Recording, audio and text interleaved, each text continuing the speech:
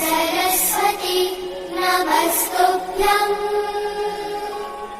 वरदे कामरूपिणि विद्यारम्भं करिष्यामि। ધોરણ 11 અર્થશાસ્ત્ર અને એની અંદર ચેપ્ટર નંબર 7 ભારતીય અર્થતંત્ર ઇન્ડિયન ઇકોનોમિક્સ, બરોબર છે. ઇકોનોમી કેટલી છે તે આ ચેપ્ટરની અંદર આપણે ભણવાનું છે, બરોબર છે. ભારતીય અર્થતંત્ર એના વિશેની થોડી ઘણી માહિતી આ ચેપ્ટરની અંદર મેળવવાની છે. અને ચેપ્ટરની શરૂઆત કરતા પહેલા એની પ્રસ્તાવના જોઈએ કે ભારત જે છે એ ભવ્યતાનો દેશ છે. અલગ અલગ ધર્મ, જાતિ, બધા ધર્મના લોકો એકતા સાથે આપણા ભારત દેશમાં રહે છે.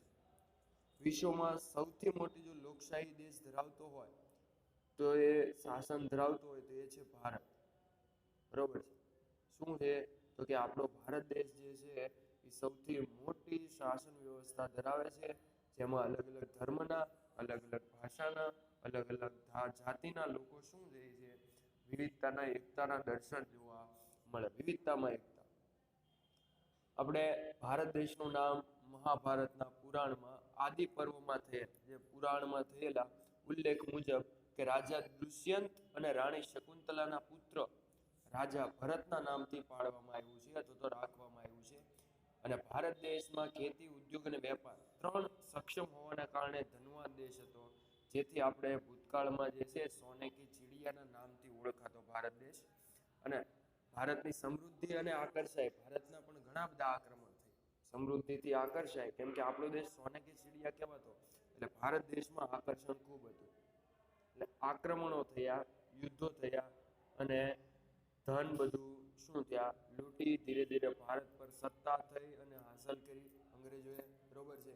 અને વર્ષ 1526 થી લઈ 1858 એટલે કે 16મી સદીની શરૂઆતથી લઈ અને 19મી સદીની મધ્ય સુધી મુઘલ સામ્રાજ્યનું શાસન પૂર્ણ થયું અથવા આંશિક રીતે ભારત દેશમાં ચાલ્યું. પણ આ ઉપરાંત ભારતના વેપાર અર્થે આવેલા ફ્રેન્ચ, પોર્ટુગીઝ, ડચ અને અંગ્રેજો જેવા જે વિદેશીઓ હતા, પૈકી અંગ્રેજોએ જે છે એ 1757 થી લઈ અને 1947 સુધી ભારતની અંદર પોતાનું આધિપત્ય જમાવ્યું, પોતાનો સમયગાળો ગાળ્યો, બરોબર છે. પછી તો કે 1757 થી લઈ 1858 સુધી ઈસ્ટ ઇન્ડિયા કંપનીનો સમયગાળો હતો. અને 1858 થી લઈ અને 1947 સુધી બ્રિટિશ શાસનનો સમયગાળો ગણવામાં આવે. એટલા લોકોએ ભારતમાં શાસન કર્યું આપણી પર. ફ્રેન્ચ, પોર્ટુગીઝ, બરોબર છે, અંગ્રેજો, બ્રિટિશ. આમ અંગ્રેજોએ ભારત દેશમાં 18મી સદીના મધ્યથી 20મી સદીના મધ્ય સુધી પોતાનું સામ્રાજ્ય જે છે આંશિક એટલે અડધું અને પૂર્ણપણે ચલાવ્યું. અને અંતે 1947 એટલે 15મી ઓગસ્ટ 1947 ના રોજ ભારત શું થયો? આઝાદ દેશ એટલે કે સ્વતંત્ર દેશ પ્રસ્થાપિત થયો હતો, બરોબર છે. એમાં જે બી ક્રાંતિકારી ગાંધીજી છે, સરદાર વલ્લભભાઈ પટેલ છે, ભગતસિંહ છે, આવા બધા જેટલા બી ક્રાંતિકારીઓ હતા એ બધાનો શું થશે એમાં સમાવેશ થશે, બરોબર છે. તો આ બાબત જે છે ભારતીય અર્થતંત્રને શું છે અસર કરે છે. હવે છે પ્રાચીન ભારત, તો એ સિલેબસમાં આ વર્ષના સિલેબસમાં નથી. આપણો પોઈન્ટ નંબર 7.2 કે સ્વાતંત્ર્ય પહેલા ભારતનું અર્થતંત્ર, કે આઝાદ નતું થયું તો અંગ્રેજોના સમયમાં સ્વાતંત્ર્ય પહેલા ભારતનું અર્થતંત્ર કેવું હતું? તો પ્રશ્ન પૂછાય 3 ગુણમાં. સ્વાતંત્ર્ય પહેલા ભારતનું અર્થતંત્ર, બરોબર છે. હવે જોઈએ આપણે કે ભારતમાં અંગ્રેજો ભારતમાં આવ્યા ત્યારે ખેતી, ઉદ્યોગ અને વેપાર જાહો જલાલી ભોગવતા, એટલે ખૂબ વેપાર થતો હતો, ખૂબ વેપાર અને ખૂબ વેચાણ બી થતું હતું ને એમાંથી નફો પણ ખૂબ મેળવતો હતો ભારત દેશ, બરોબર છે. એટલા માટે એને સોને કી ચીડિયા કહેવામાં આવતું. પણ ભારતનું નામ વિશ્વ વિખ્યાત હતું. ભારતમાં સુતરાઉ કાપડ, મલમલ કાપડ, તાંબા પિત્તળના વાસણો, ગરમ કપડા, મરી મસાલા, તેજાના, લોખંડના ઓજારો વગેરે વિશ્વમાં બજારોની શું હતી? માંગ હતી. અને ભારતમાં ગ્રામ્ય વિસ્તાર કેવો હતો? સુખી અને સંપત્તિ સાથે સ્વાવલંબી હતા. સ્વાવલંબી એટલે ખેતી ઉપર પોતાની ઉપર આધાર રાખતા, અને સંપન્ન સુખી સંપન્ન શાંતિથી પોતાનું જીવન ગાળતા હતા. ગૃહ ઉદ્યોગ અને નાના પાયાના ઉદ્યોગો વ્યવસ્થિત વિકાસ થયો હતો. જે ઘરના ઉદ્યોગ હતા, નાના પાયાના અને ઘરના ઉદ્યોગ વ્યવસ્થિત વિકાસ થતા હતા. અને ભારતના જે બી વેપાર હતા એની નિકાસો પણ શું હતી? પ્રાધાન્ય ધરાવતી હતી. નિકાસો પણ કરતા હતા. અને ભારતનો આ વર્ષ જે છે એ સુવર્ણ કાળ તરીકે ઓળખાય છે. પણ જેના કારણે વિદેશી પ્રજાનું ભારત પરથી આકર્ષણ વધ્યું અને પ્રથમવાર વેપાર અર્થે શું થયું? ભારત તરફ આવ્યા, એટલે ભારત તરફ આગમન થયું. અને પછીના સમયમાં અને ભારતમાં આવેલી પ્રજા ફ્રેન્ચ, ડચ, પોર્ટુગીઝ અને અંગ્રેજો વારાફરતી વગેરે લોકો આવ્યા. શરૂઆતમાં તેઓ માત્ર ખાલી વેપાર ઉપર જ ધ્યાન કેન્દ્રિત કરવા લાગ્યા, પરંતુ સમય જતા વિદેશી પ્રજાઓ વચ્ચે ઘર્ષણ વધ્યું અને એના પોતાની તાકાતનું શું થયું? પ્રદર્શન કરવા લાગ્યા. અને એને સૈન્યનો ઉપયોગ કરવા લાગ્યો. જે પૈકી સૈન્ય વધુ શિસ્તના આગ્રહી હોવાથી તેમજ ઇંગ્લેન્ડનો રાજકીય સાથ મળવાથી ધીરે ધીરે ભારત ઉપર શું થઈ? સત્તા હાંસલ કરવા લાગ્યા. હવે સત્તા હાંસલ થઈ એટલે 1757 થી લઈ 1947 સુધી ભારતે અંગ્રેજ એટલે કે બ્રિટિશ શાસનનો ભોગ બનવું પડ્યું. અને એના પછી સારા અને ઘણા બધા ખરાબ પરિણામો આવ્યા. એવા કયા કયા પરિણામો છે એ આપણે જોવાના છે કે અંગ્રેજોના સમયમાં સ્વાતંત્ર્ય પહેલા આપણે કયા કયા પરિણામો સારા છે અને ખરાબ પણ છે એ આપણે સામનો કરવો પડ્યો હતો. તો પહેલું છે રેલવે. કયું છે? તો કે રેલવે. તો રેલવેની અંદર તમે જોઈ શકો કે રેલવે સૌથી આપણે બેસ્ટ, જો કોઈ વાહન વ્યવહારમાં જો અગત્યનું હોય, જે સેવા આપેલી છે, બરોબર છે, અંગ્રેજોએ શરૂ કરવામાં આવી હતી, પણ એનો ખૂબ જ લાભ મળેલો છે ભારતને. હવે બ્રિટિશ શાસન જે હતા, બ્રિટિશ શાસન એ દરમિયાન મળેલી રેલવે લાભ આપનારી વ્યવસ્થા ભારતમાં વાહન વ્યવહાર ઝડપી અને સુદૃઢ બનાવવા માટે રેલવે ખૂબ જ ભાગ ભજવે છે.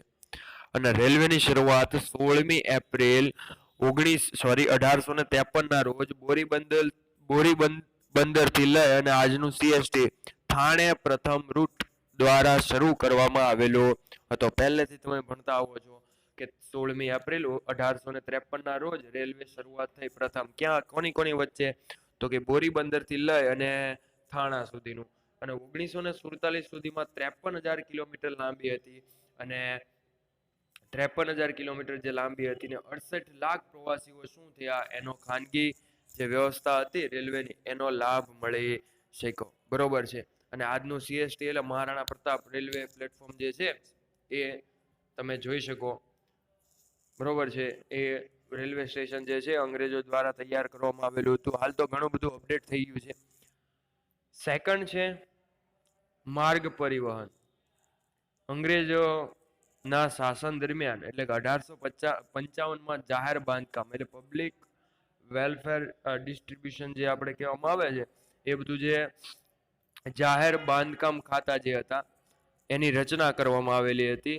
અને માર્ગમાં જે ભારતમાં રોડ રસ્તાઓ છે એના બાંધકામની જવાબદારી પણ કોણે ઉપાડી? બ્રિટિશ સરકારે.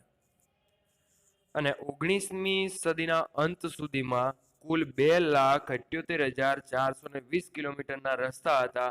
અને વધી 1943 સુધીમાં રસ્તાની લંબાઈ 4,47,105 કિમી થઈ. જેમાં આજે વધારો થયો એમાં 32% પાકા રસ્તા હતા અને 68% કેવા રસ્તા હતા? કાચા રસ્તા હતા. બરોબર છે. બીજો ફાયદો તો કે માર્ગ પરિવહન, કે તમે એક સ્થળેથી બીજા સ્થળે જઈ ચડી શકો. બરોબર છે. ત્રીજો છે બેંક.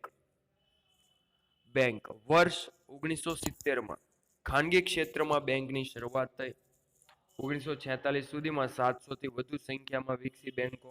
અને 1935માં ભારતીય રિઝર્વ બેંક એટલે કે આરબીઆઈ ની રચના કરી. અને નોંધનીય બાબત છે 1935માં.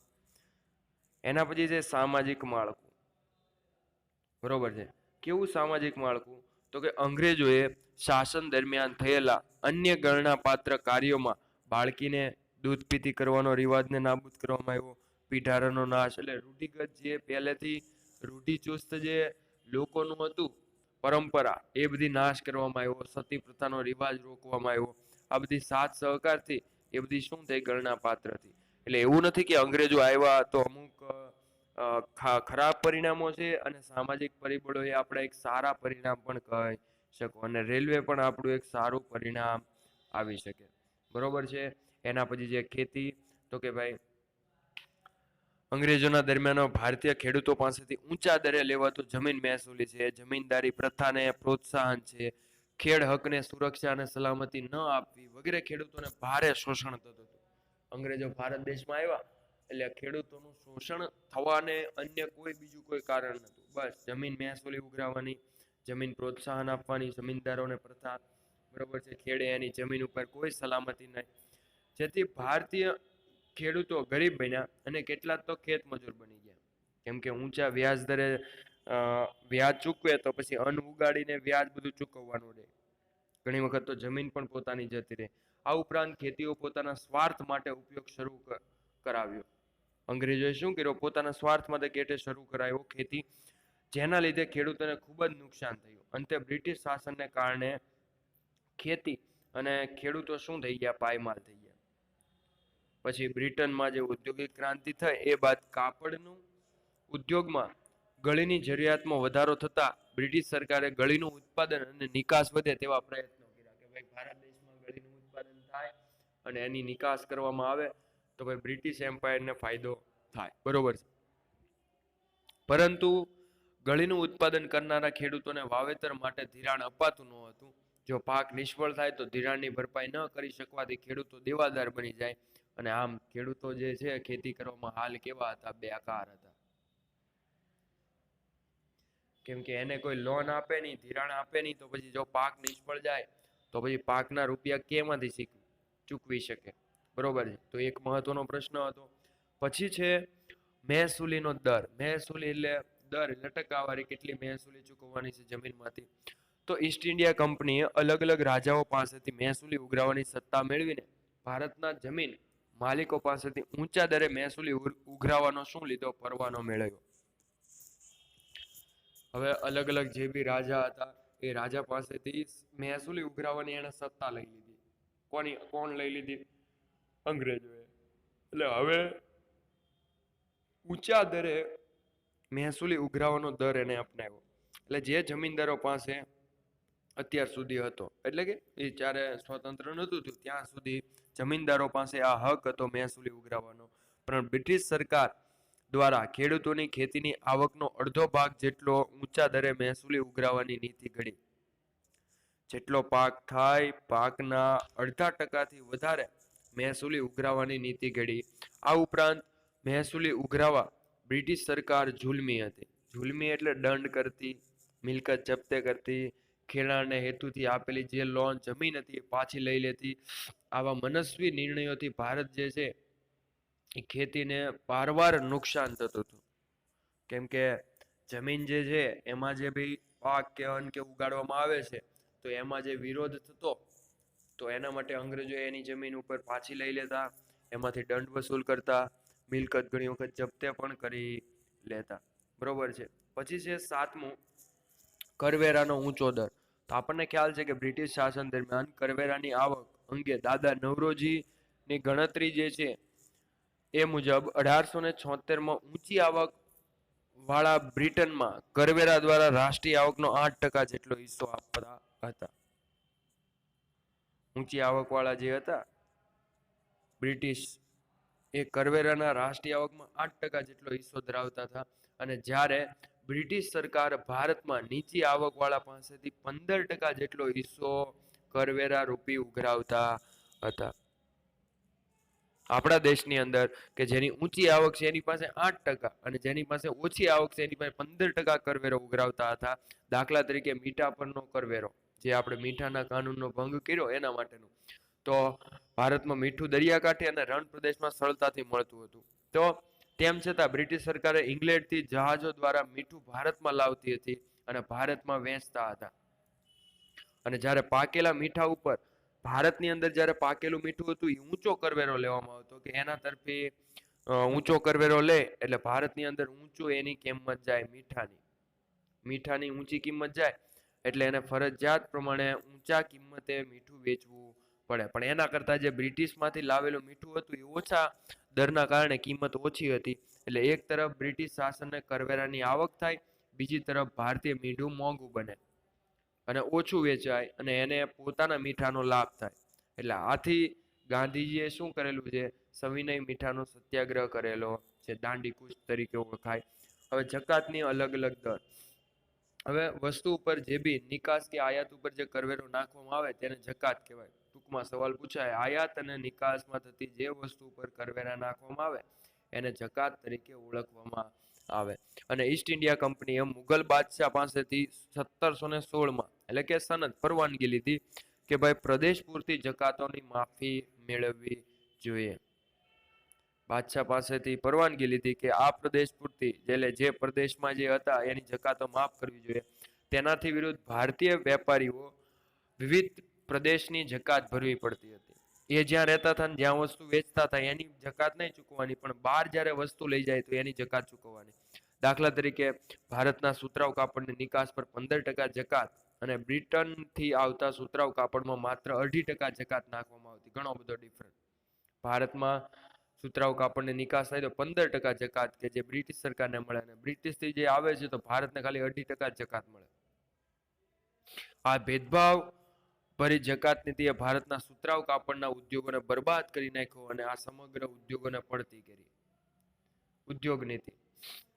બ્રિટિશમાં ઈસવીસન 1750 થી લઈને 1830ના સમયગાળામાં ઔદ્યોગિક ક્રાંતિ થઈ બ્રિટનમાં, અને એ સમયગાળા દરમિયાન ઈસ્ટ ઇન્ડિયા કંપની જે હતા એ ભારતીય ની અંદર એની સત્તા સ્થાપવાની શરૂઆત કરી દીધી હતી. અને 1858 સુધીમાં દેશમાં ઘણો બધો ભાગ જે છે અંગ્રેજોના શાસન હેઠળ હતો ભારતનો.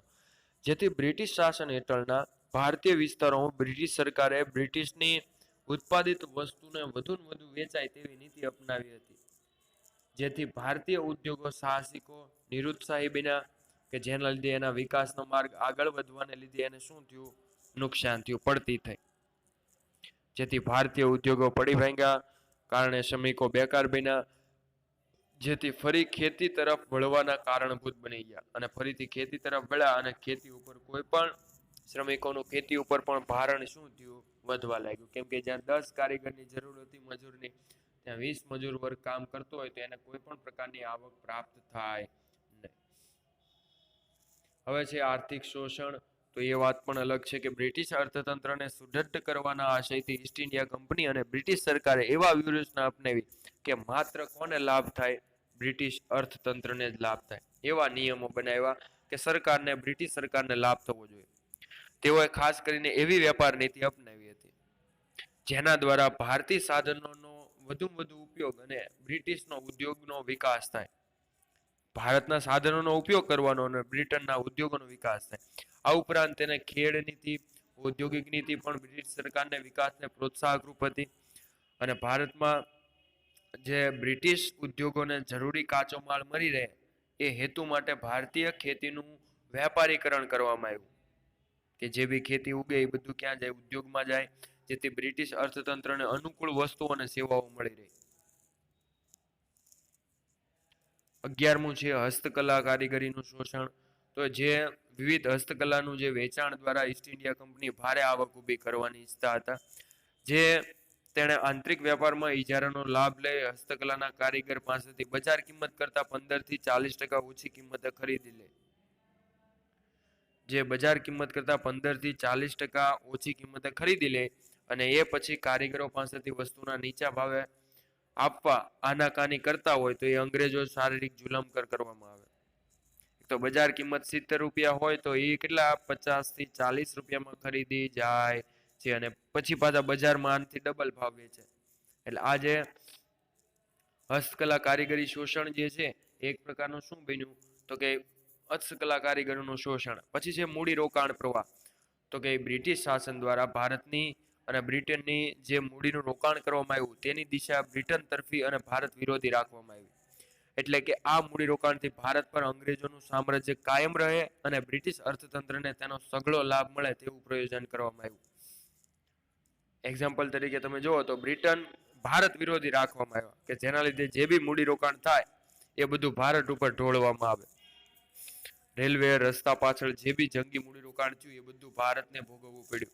આ મૂડીરોકાણનો મુખ્ય હેતુ હતો કે બ્રિટિશ સરકારને કાચા માલની આયાત, ભારતમાં તૈયાર થતી વસ્તુની નિકાસ અને લશ્કરીની હેરફેર રહે એ માટે એણે રેલવે રૂટ અને રસ્તાઓ તૈયાર કર્યા. તદુપરાંત રેલવે માટેના ઉચ્ચ તજજ્ઞો અને અધિકારીઓને બ્રિટનથી ઊંચા દરે ભારતમાં લાવવામાં આવ્યા. જે બી ટ્રેન કે જે બી રેલવે વિશે જાણતા હતા એના જે બી ઊંચા ઊંચા ઉચ્ચ તજજ્ઞો જાગૃત જે અધિકારીઓ હતા એને વધુમાં વધુ રૂપિયા ભારતમાં આપવાના દેવાથી એ ભારતમાં આવ્યા અને બ્રિટિશ શાસન દ્વારા શિક્ષણ પાછળ મૂડીરોકાણ કરી બ્રિટિશ સરકારને અનુકૂળ એવા કારકુનો મળી રહે અને તેવું શિક્ષણ આપતું મૂડી ખર્ચ જે છે કરવામાં આવ્યું. અને આ બધો મૂડી ખર્ચ ને ઊંચો વ્યાજ દર બ્રિટનમાંથી મૂડી લાવીને ગોઠવવામાં આવ્યું અને તેનો સમગ્ર બોજ જે છે એ ભારતને નાખવામાં આવ્યો. એટલે એનો મતલબ કે ભારતને વ્યાજ ચૂકવવાનું ને એનું નુકસાન બધું ભારત ભોગવે. એના લીધે ઘણો બધો ભાગ જે છે એ ભારતને ભોગવવો પડ્યો. અને એ પછી ભારતના વિવિધ બોજાઓ પણ હતા કે જે બ્રિટિશ જે હતા ભારતે બ્રિટિશ હુકમનો વહીવટનો ચાર્જ ચૂકવવો પડતો હતો. હકુમતનો જે બી થાય છે એને હોમ ચાર્જીસ કહેવામાં આવે છે, એટલે ભરણા તરીકે ઓળખાય છે. અને ભારતે બ્રિટિશરોને આવી કેટલીક ચૂકવણી કરવી પડતી હતી અને એમાં પછી પગાર, પેન્શન, ભથ્થાઓ, લશ્કરી ખર્ચ, દેવા પર વ્યાજની ચૂકવણી આ બધાનો સમાવેશ થાય છે. અને બ્રિટન ઘણી વખત બજેટ રજૂ કરે તો 1924-25ના વર્ષોમાં 300 લાખ પાઉન્ડ જેટલું જંગી રકમ ચૂકવવી પડી હતી. બરોબર છે. અને એના પછી 1945માં 1350 લાખ પાઉન્ડ કેવી થઈ ભરણાનો બોજો ભારતને ચૂકવવો પડ્યો, જેના લીધે ભારત ગરીબ અને ભારતના ભોગે બ્રિટન શું થયું ધનવાન બન્યું. કેમ કે 1350 લાખ પાઉન્ડ જે છે એ વ્યાજ વધવા લાગ્યું અને અંતે 15મી ઓગસ્ટ 1947ના રોજ ભારત શું થયું અંગ્રેજો છોડીને જતા રહ્યા અને ખેતી, ઉદ્યોગ અને વ્યાપાર બધી શું થઈ કંગાળની પરિસ્થિતિ ઊભી થઈ. 150 વર્ષના આ ગાળામાં માથાદીઠ આવકમાં પણ શું થઈ ગયો ઘટાડો થઈ ગયો. એટલે ભારતીય અર્થતંત્રને ઇંગ્લેન્ડ કરતા સમૃદ્ધ થતું પણ એ બ્રિટિશ શાસનોના શોષણના કારણે ઇંગ્લેન્ડની સરખામણીમાં ભારત જે છે એ ગરીબ બનતું રહ્યું. અસ્તુ.